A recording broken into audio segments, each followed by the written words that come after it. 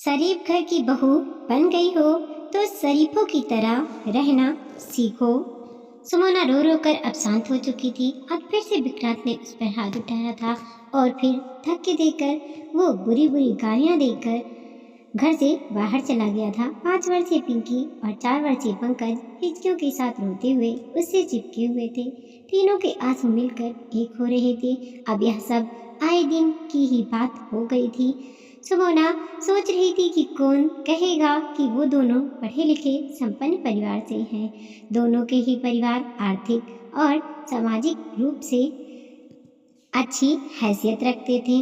कहने को तो उनका प्रेम विवाह था। सजातीय होने के कारण और शायद परिजनों के खुले हुए विचारों का होने के कारण भी उन्हें विवाह में कोई अड़चन नहीं आई थी। सभी की रजामंदी से बहुत धूम धड़ाके के साथ उन दोनों का विवाह संपन्न हुआ था। दोनों के ही माता पिता ने किसी तरह की कोई कमी नहीं छोड़ी थी, बल्कि अगर यह कहें कि कुछ जरूरत से ज्यादा ही दिखावा किया गया था तो कोई अति संयुक्त नहीं होगी। शादी के थोड़े दिनों बाद ही विक्रांत का यह रूप उसके सामने आ गया था। सुमोना चौकी जरूर थी। दोनों ने एक साथ एमबीए किया था। सुमोना अपने बैच की टॉपर थी। पूरे जोर लगाने के बाद भी विक्रांत कक्षा में दूसरे स्थान पर ही रहता था। दोनों के बीच एक स्वस्थ स्पर्धा रहती थी। विक्रांत का दोस्त हंगर अक्सर कहता था, अच्छा है तुम दोनों एक दूसरे को डेट नहीं कर रहे हो, नहीं तो एक दूसरे के सिर ही फोड़ देती। पल्लवी हंसते हुए उसमें जोड़ती, और कहीं यह दोनों शादी कर लेते तो एक दूसरे का गला ही दबा देते। सब खिलखिलाकर हंस पड़ते और बात हवा में उड़ जाती।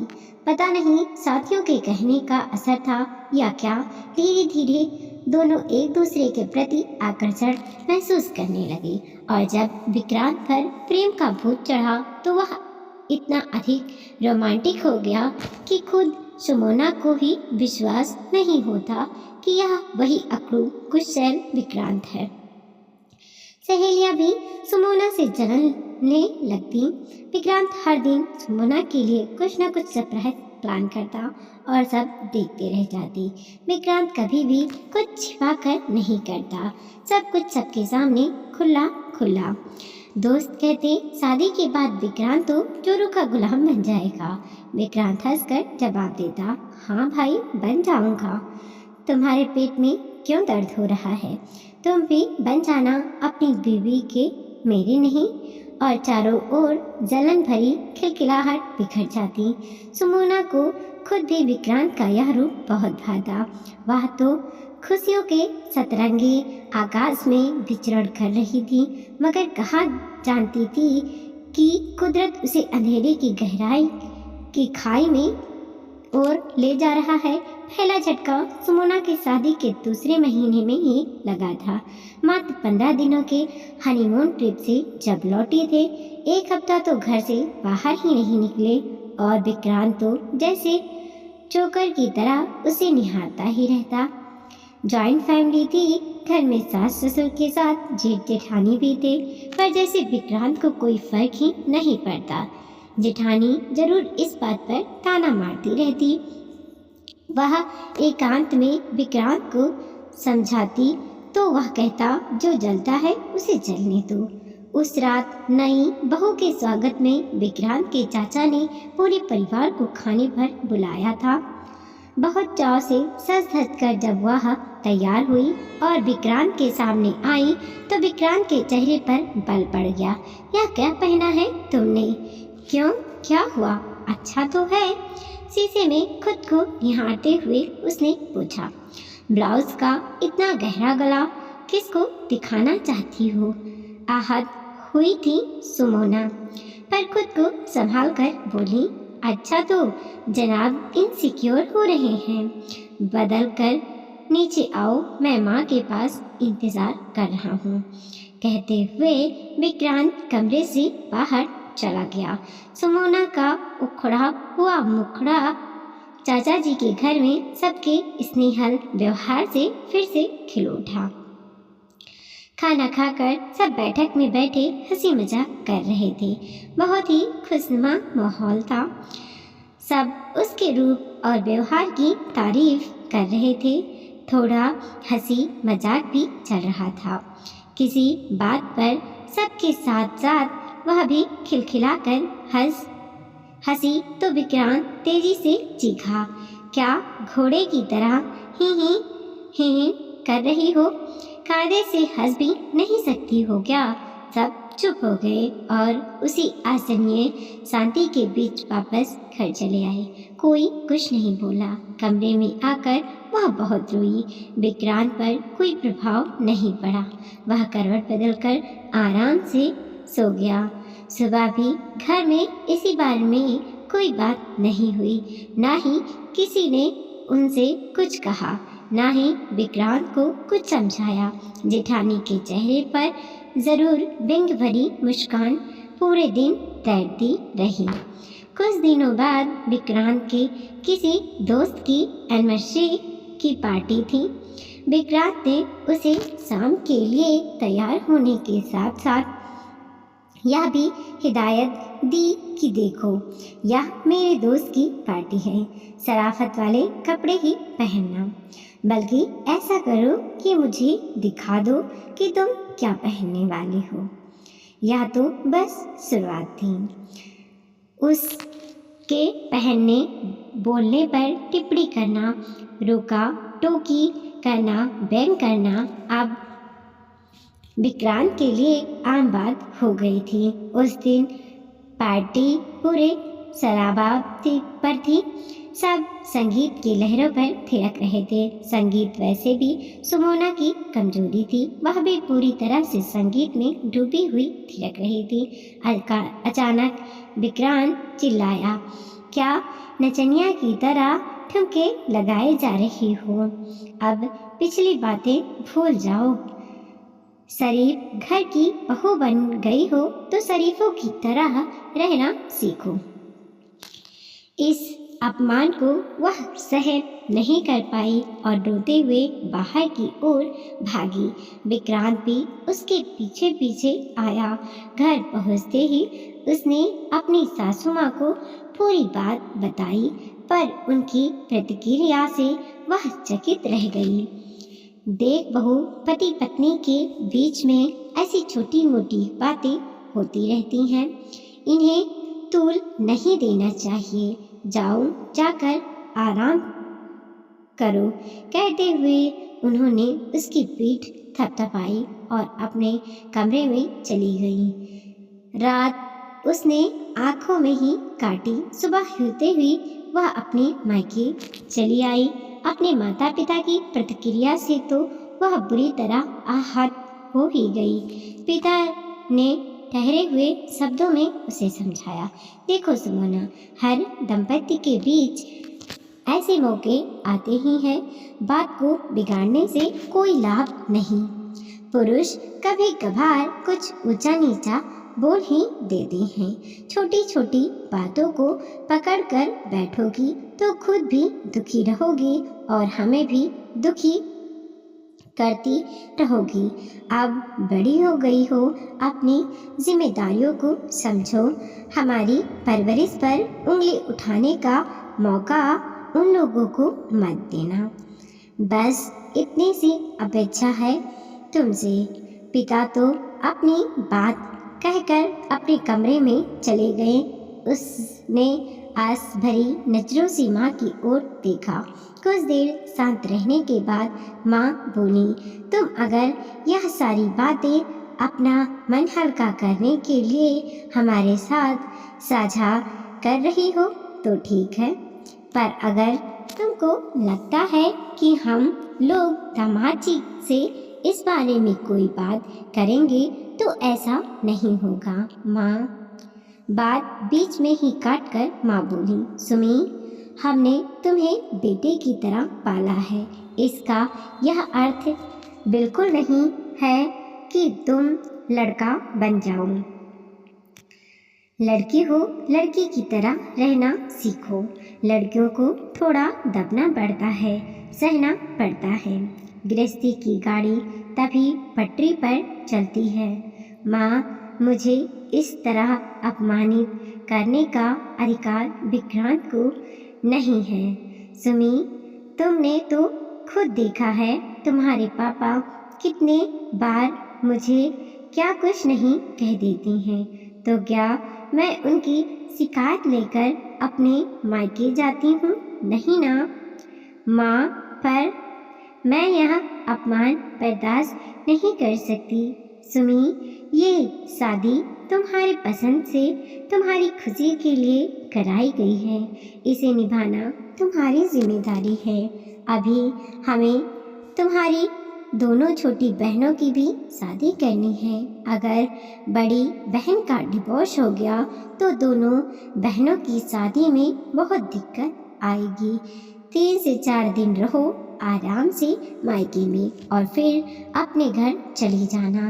रात बहुत हो गई है, जाओ सो जाओ। शाम को ऑफिस से लौटते हुए विक्रांत उसके मायके चला आया। बिना कुछ कहे सुने वह विक्रांत के साथ अपने ससुराल चली आई। अपमानित होने का एक अनवरत सिलसिला आरंभ हो गया था। अब उसे अपने जीवन की सबसे बड़ी भूल का एहसास हो रहा था। भावनाओं में बहकर उसने हनीमून पर से ही अपनी लगी लगाई नौकरी को इस्तीफा दे दिया था, क्योंकि विक्रांत ने कहा था, जाने मन, तुम दूसरे शहर में नौकरी करोगी तो मैं वियोग में ही मर जाऊंगा। 1 से 2 साल साथ साथ में जी लेते हैं, फिर तुम भी नौकरी कर लेना। तुम तो टॉपर हो, तुम्हें तो कभी भी नौकरी मिल जाएगी। जाने उसे कब नींद आई। अगले दिन जब सुबह सोकर उठी तो उसे चक्कर आ रहे थे।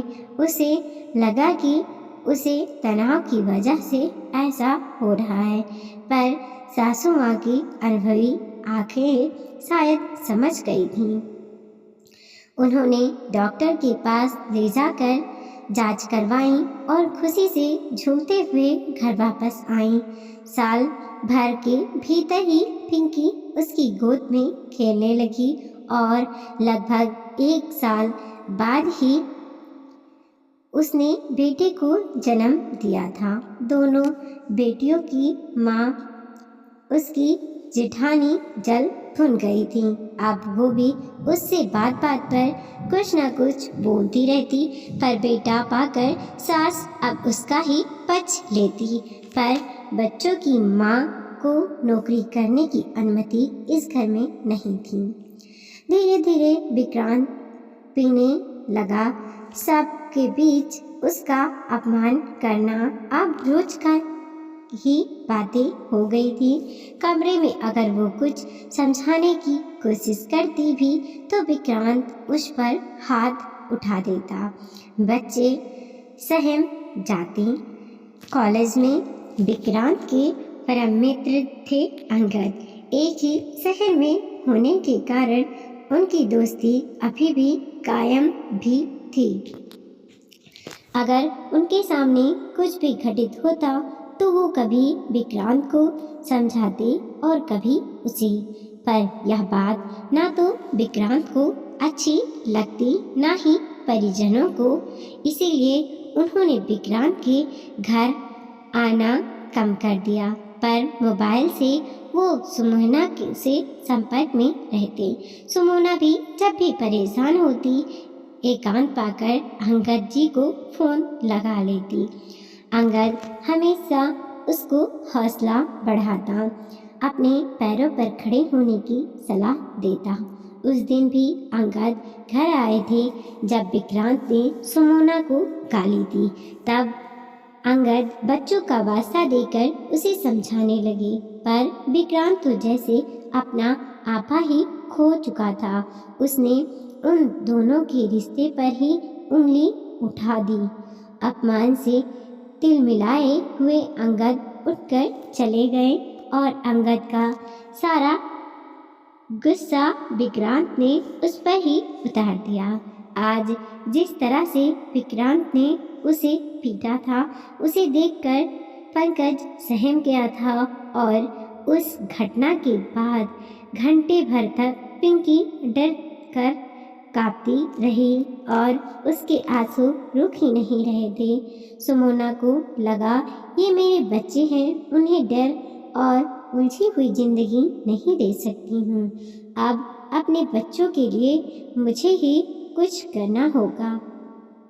यह निर्णय लेने के बाद सुमोना स्वयं को भविष्य में आने वाले कठिन समय के लिए मानसिक रूप से तैयार करने लगी। अब उसे पता था कि वह लड़ाई उसे ही अकेले लड़नी है। इस युद्ध में कोई उसके साथ नहीं खड़ा होगा, पर फिर भी सुमोना हल्का महसूस कर रही थी। अगले दिन विक्रांत के जाने के बाद सुमोना लैपटॉप लेकर बैठ गई और कई जगह नौकरी के लिए आवेदन भेजकर ही अपने कमरे में से बाहर आई। 2 दिनों तक कहीं से कोई जवाब नहीं आया, पर वह निराशा नहीं हुई। जानती थी कोर्स करने के बाद 5 साल का लंबा अंतराल लिया था उसने, तो थोड़ी मुश्किल से नौकरी तो मिलेगी ही, पर उसे विश्वास था कि उसकी योग्यता को देखते हुए उसे नौकरी जरूर मिलेगी। मगर हमेशा अपना सोचा कहाँ होता है। इससे पहले कि सुमोना की नौकरी लगती, विक्रांत ने उसके हाथ में तलाक के कागज थमा दिए। दूसरा विस्फोट यह था कि विक्रांत ने कोर्ट से अपने बच्चों की कस्टडी मांगी थी, क्योंकि सुमोना बेरोजगार थी। सुमोना के पैरों के नीचे से जमीन खिसक गई, पर सुमोना ने रोने चिल्लाने के बजाय आगे की रणनीति पर विचार करना आरंभ किया। उसे किसी सहारे की उम्मीद नहीं थी। एक ही व्यक्ति था जिसे वह कोई मदद मांग सकती थी, तो उसने अंगद को फोन मिलाया। पूरी स्थिति बताकर उसने किराए का मकान ढूंढने का अनुरोध किया। विक्रांत के आने से पहले ही सुमोना अपने दोनों बच्चों को लेकर एक अटैची के साथ घर से चली गई। अंगद उसके विश्वास पर खरा उतरा और उसने अपने किसी परिचित के यहाँ उसे पेइंग गेस्ट बनवा दिया। अंगद ने उसके मायके जाने की भी सलाह दी, पर सुमोना ने यह कहकर मना कर दिया कि यह मेरी लड़ाई है, मैं इसमें उन लोगों को परेशान नहीं करना चाहती। रात में जब विक्रांत लौटा तो इस घटनाक्रम से बुरी तरह बौखला गया। अपने लोगों ने उसे रोका क्यों नहीं? वह इस तरह से मेरे बच्चों को लेकर नहीं जा सकती। हम लोगों को लगा कि आप लोगों की आपसी में बात हो गई होगी। भाभी मुंह बनाकर बोली। विक्रांत अपने कमरे में चला गया। उसके जीवन में इतना बड़ा भूचाल आया था और परिवार का कोई सदस्य उसके पास हमदर्दी दिखाने भी नहीं आया। समझ नहीं पा रहा था कि जिन परिवारजनों पर सुमोना जान छिड़कती थी, उसके जाने का किसी को कोई दुख नहीं था। आधी रात को विक्रांत को भूख लगी। उठकर बाहर आया। डाइनिंग टेबल पर 2 रोटी और सब्जी ढक कर रखी थी, वही खाकर वापस जाकर सो गया। सुमोना होती तो गरम कर मान मनोहार से सलाद अचार के साथ उसे खिलाती। अगली सुबह भी सब कुछ सामान्य ढंग से होता रहा। जब वह बाहर निकला लगा तब माँ ने पूछा, सुमोना से कुछ बात हुई क्या? नहीं, खुद गई है तो खुद वापस आएगी, किसी को चिंता करने की जरूरत नहीं है, गुस्से में विक्रांत बोला। और वह तलाकनामा? भाभी ने पूछा। उसी से उसकी अकल ठिकाने आएगी, आप देख लीजिएगा। कहते हुए विक्रांत बाहर चला गया। समय के तो जैसे पंख होते हैं, तेजी से खिसकने लगा। दिन, महीने और फिर साल बीत गए। ना सुमोना आई, ना उसका कोई फ़ोन आया। विक्रांत ने भी अपनी अकड़ में कोई फ़ोन नहीं किया था, पर इस दौरान विक्रांत ने सुमोना की कमी को शिद्दत से महसूस किया। अपनी उलझनों के कारण उसका काम में मन नहीं लगता। प्राइवेट कंपनी उसको क्यों रखती, अतः उसे नौकरी से निकाल दिया। बेरोजगार देवर अब भाभी पर बोझ था। वही भाभी जो उसके साथ मिलकर सुमोना को ताने सुनाया करती थी, अब उसे ताने देती थी। जो अपनी पत्नी और बच्चों का नहीं हुआ, वो किसी और का कैसे होगा। अपने ही घर में उसकी स्थिति अनचाहे मेहमान जैसी हो गई थी। अब विक्रांत को अपने जीवन में सुमोना का महत्व समझ आ रहा था। वह खुद को सुमोना से मिलने के लिए मानसिक रूप से तैयार कर रहा था कि तभी उसके ताबूत में आखिर कील के रूप में हस्ताक्षर किया हुआ तलाकनामा रजिस्टर्ड डाक से उसके पास आया। साथ ही सुमोना ने कोर्ट के पास अपने बच्चों की कस्टडी का दावा भी ठोका था, क्योंकि अब वह बेरोजगार नहीं थी, बल्कि एक बड़ी कंपनी की HR हेड थी। वीडियो को लाइक कीजिए, कमेंट कीजिए और अपने दोस्तों के साथ जरूर शेयर कीजिए। चैनल पे नए हैं प्लीज सब्सक्राइब कीजिए।